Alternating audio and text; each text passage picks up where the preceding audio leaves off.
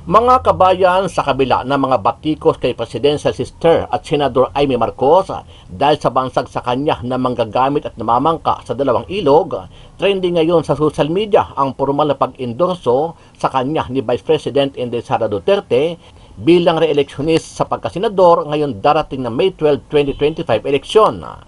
Magugunita na lantarang sinabi ni Senate President Chis Escudero na hindi siya papayag na gagamitin ni Amy ang Senado para sa kanyang personal na interes. Maliban kay SP Escudero, ilang malalaking pangalan din ang nagsasabi na hindi sila naniniwala kay Senator Amy na pumapanig sa mga Duterte.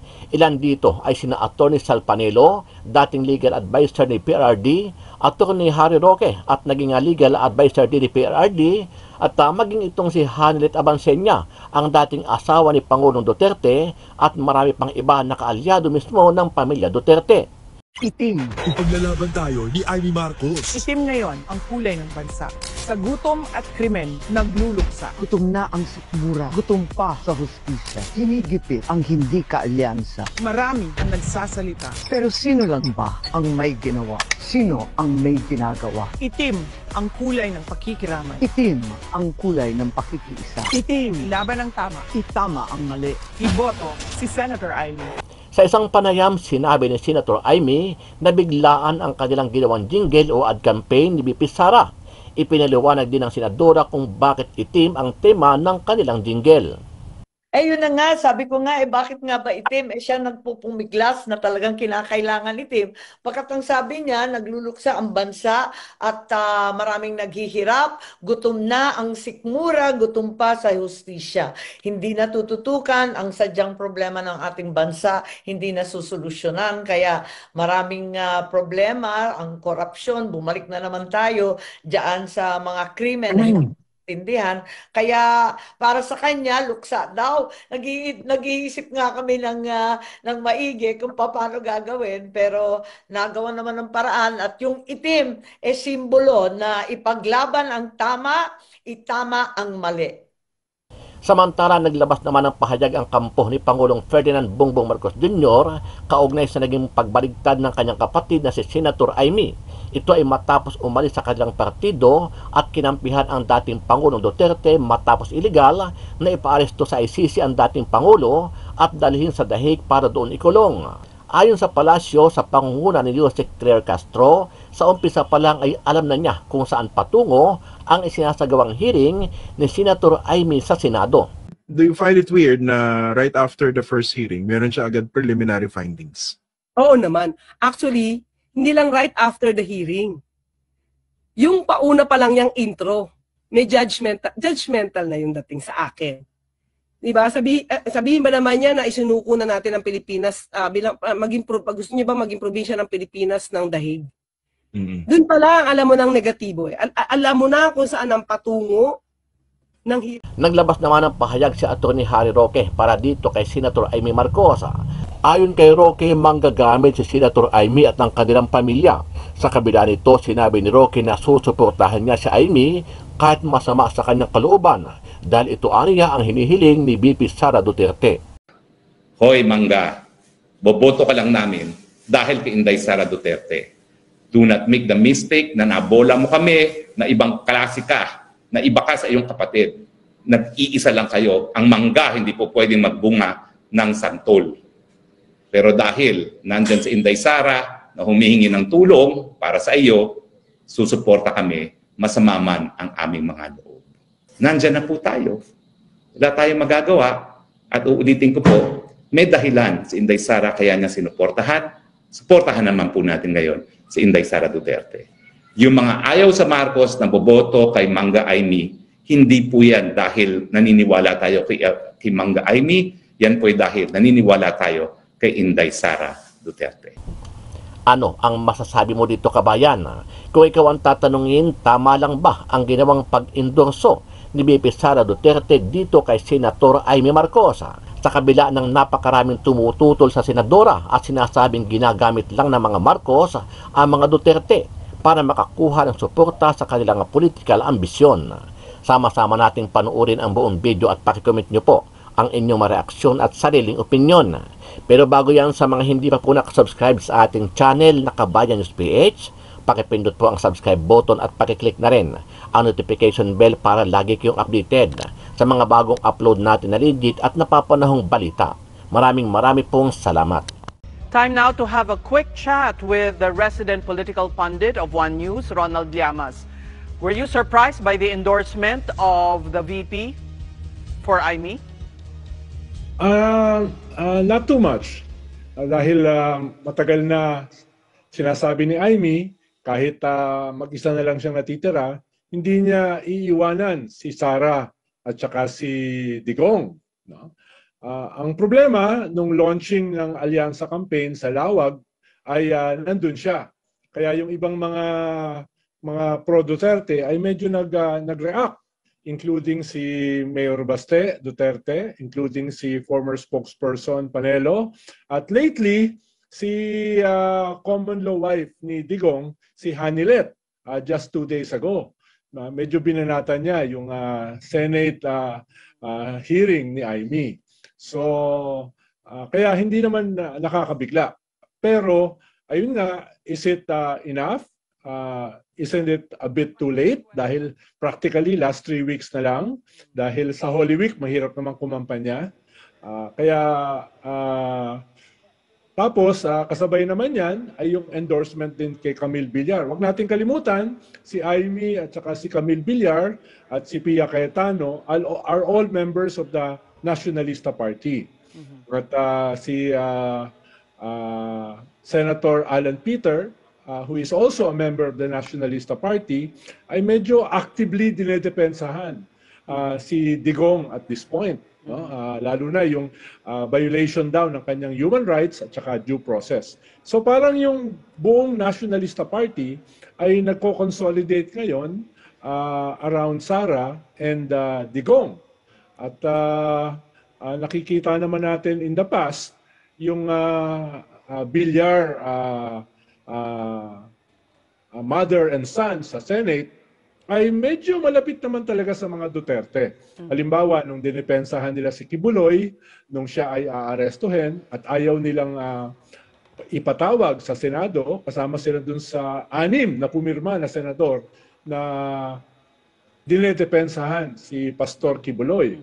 Kalawa ay nung Senate hearing ni Sara at saka ni Digong, malinaw naman yung kanilang pagkiling toward Sara at saka Digong. At nung naaresto si Digong, ay yung kanilang patriarch, si Manny Villar, ay naglabas ng very emotional support kay Digong. At binalikan pa niya yung kanilang mga pinagsamahan, dagdag yung mga litrato. Kaya ngayon, nung in-endorse ni Sara si Camille, ay hindi na nakakabigla.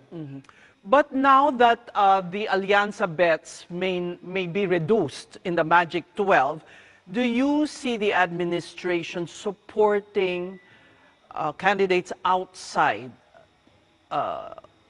the independent candidates? Well, dalawang bagay, Ses. No? Una ay ang statement ni Toby Chanco, yung campaign manager ng administration slate, especially sa Senate. Ang kanyang statement ay hindi ibig sabihin ito na nabibiyak o umaalis sila sa administration slate. Ibig sabihin lang nito ay yung kanilang mga kandidato ay ine-endorse ng mga ibang mga puwersa. Okay sana yung ganung statement kung hindi totally antagonistic ang relasyon ng mga Marcoses at saka Duterte. Open warfare na sila . Talagang existential survival battle na. Kaya kung sasabihin ni Toby Chanco na okay lang na in-endorse ng kanilang mortal na kaaway, yung dalawa sa kanilang kasama sa kanilang slate, medyo hindi yata maganda yung dating nun. No?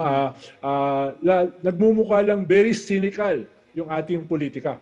No? Kaya tingin ko ay magkakaroon ng mga debate within the administration slate kung okay lang ba talaga na yung kanilang mortal na kaaway, like Sara, ay i-endorse yung kanilang dalawang kandidato. No? So you expect... Kaya ay medyo desperado si Aimee at si Camille dahil either nandun sila sa bingit nung 12 or katulad ni Aimee, medyo lumalayo na. Medyo lumalayo na doon sa 12. Kaya medyo desperate sila ngayon. Naku po, si BP Sara nakipagsanib puwersa na kay Aimee at saka dito kay Camille Villar. Naku po, pag-usapan natin yan ha. Kasi alam nyo mga kababayan, sa tingin ko, dapat po tayong maging mapagmatsyag dahil delicate so itong mga nangyayari na ito. Ito, simulan na natin. Una sa lahat, itong usapin patungkol po dito sa litratong naglabasan yung kay BP Sara Duterte kasama ho si Senator Aimee at saka si Camille Villar. Naku, ito tuloy, yan. Kumakalat ngayon ang mga litrato ni Vice President Sara Duterte na ini-endorso sina Camille Villar at Senator Aimee Marcos. Pero ipinagkibit balikat lamang yan ng campaign manager ng Alyansa ng Bagong Pilipinas. Nasa frontline ng balitang yan si Mean Los Baños. Pinag-uusapan ngayon sa social media ang larawang ito ni Vice President Sara Duterte kasama ang tumatakbong senador sa ilalim ng Alyansa para sa Bagong Pilipinas na si Camille Villar. Kasama rin sa litrato ang ama ni Camille na si Manny Villar. Pinost yan ni Attorney Harry Roque at may caption na "Politics is addition after all." Kumakalat din ang larawang ito na magkasama sina VP Sara at Senator Aimee Marcos na kamakailan lang ay kumala sa alyansa. Kanina nga inilabas na ni Senator Aimee ang endorsement video sa kanya ng bise. Hinigipit ang hindi kaalyansa. Marami ang nagsasalita. Pero matatanda ang sinabi noon ni VP Sara na wala siyang i-endorsong kandidato sa Bilang Pilipino 2025. Nadala na ako, na-scam na ako, nabudol na ako. Hindi ako mag-endorso ng kandidato. Nako. Ano masasabi nyo dito? Ako medyo...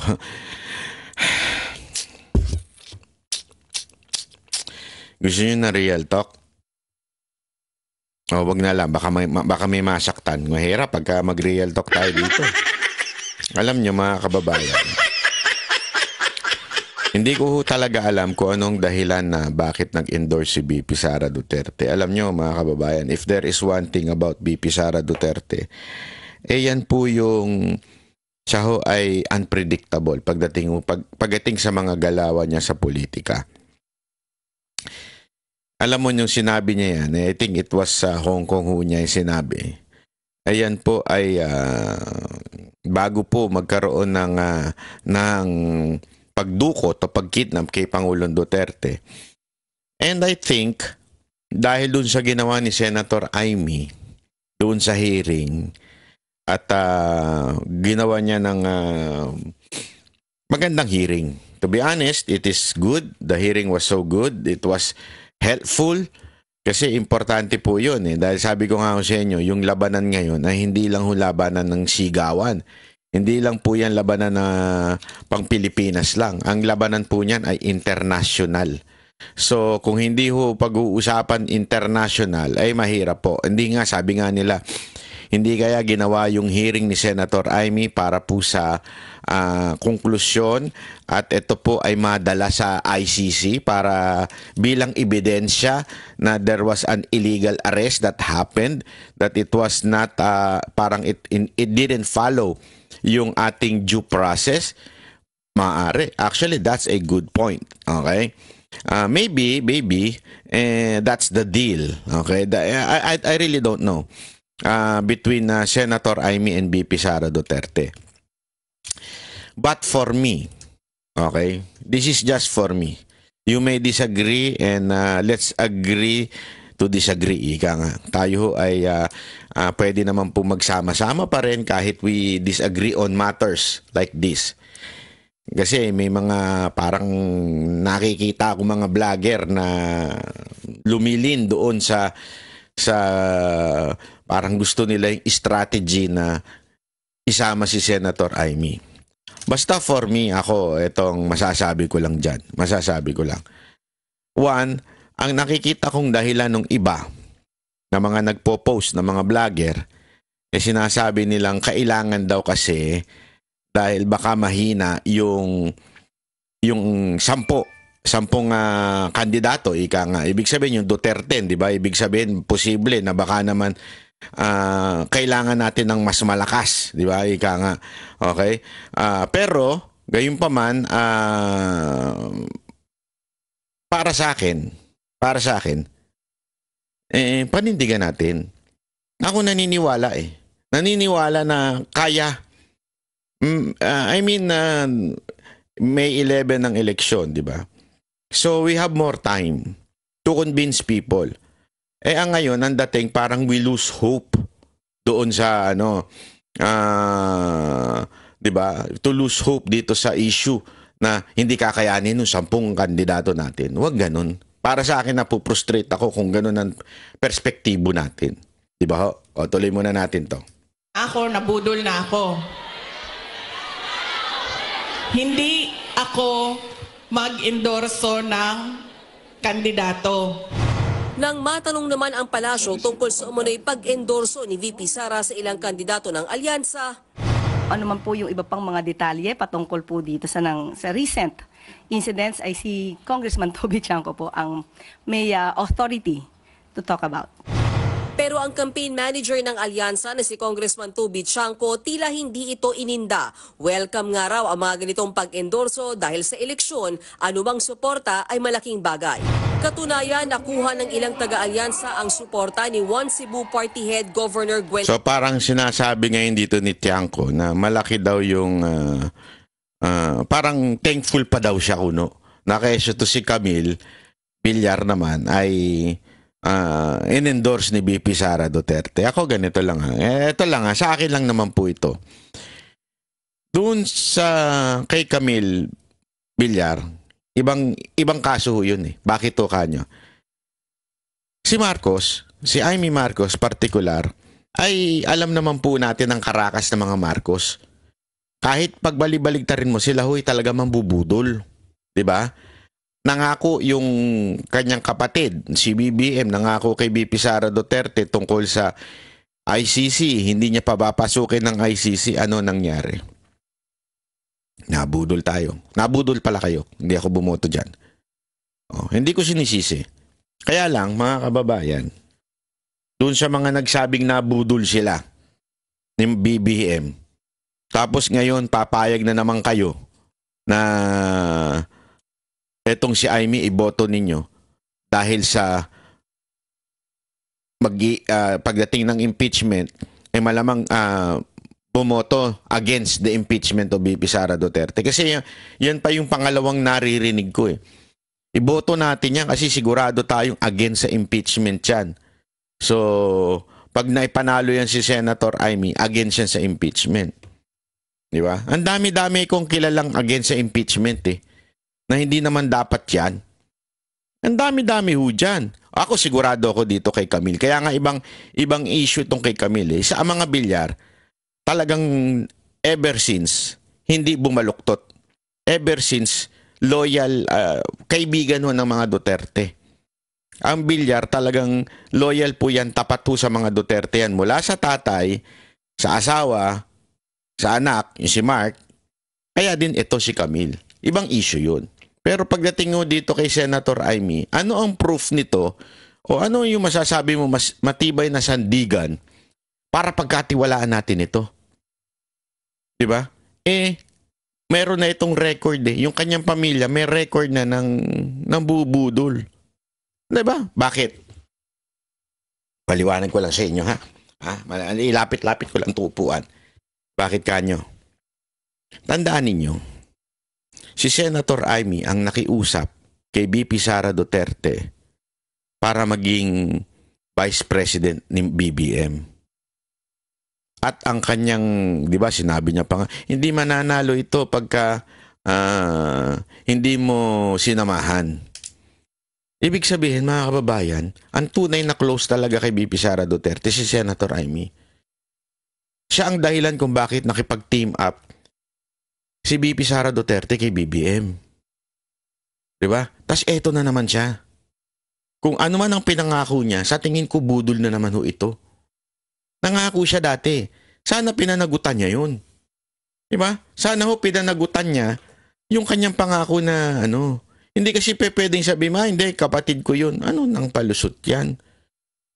Diba? Hindi pwede yun. Ikaw ang parte ka na nagsabi noon na nakipag-deal. Ngayon, you failed.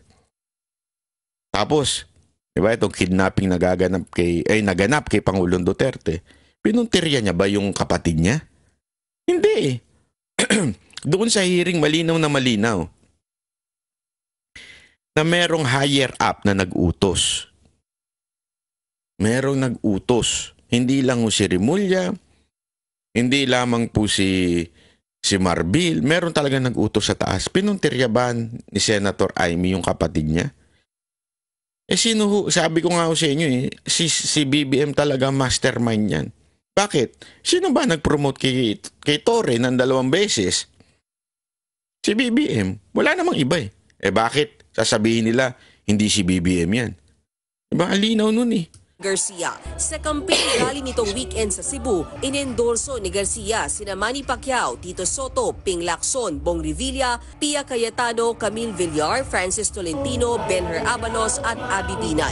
Wala sina Senator Amy Marcos, Tito Lapid at Erwin Tulfo. Ayon kay Governor Garcia, nakabatay sa ideolohiya at prinsipyo ng kanilang partido ang pagsuporta nila sa kandidato. Ang pinili raw nila ay yung may malasakit sa Cebu, pero may patama siya sa mga nasa pamahalaan. Butlang karon ni noon sa kauluhan, itong mga dagko dito, sige away-away. Pag-away lang mo dihag inyo, ay may pila diri. Walang pinangalanan ang gobernadora pero giit niya, walang mabuting naidulot sa bansa ang pag-aaway ng mga nasa itaas. Amoy pagpili sa inyong impyerno, kay dinhi sa Sugbo, langit ang among gitinguha. Ayaw tugti ang mga kampon sa kangitngit nga maoy magbuak-buak na usab kanato. Nilinaw naman ni Garcia na nirerespeto niya si Pangulong Bongbong Marcos at kailanman daw hindi siya nagsalita laban sa mga Duterte, lalo't malaki raw ang utang na loob niya sa dating Pangulo. So whatever palusot mo na kesyo, hindi ka namumulitika, ayaw mo ng politika, the mere fact na ang mga pinili mong mga senatorial ay galing sa alyansa, nagsalita ka na. Ayaw mo lang papahamak. Kasi siyempre, alam mo naman, pag ngayon kinontra mo ang administrasyon, delegates ka. Totoo naman So ibig sabihin, ikaw ang namumulitika, Madam Gwen, Madam Governor Gwen. Bakit? Kasi ayaw mong panindigan ng tama.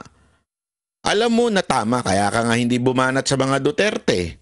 Alam mong meron tama si Pangulong Duterte.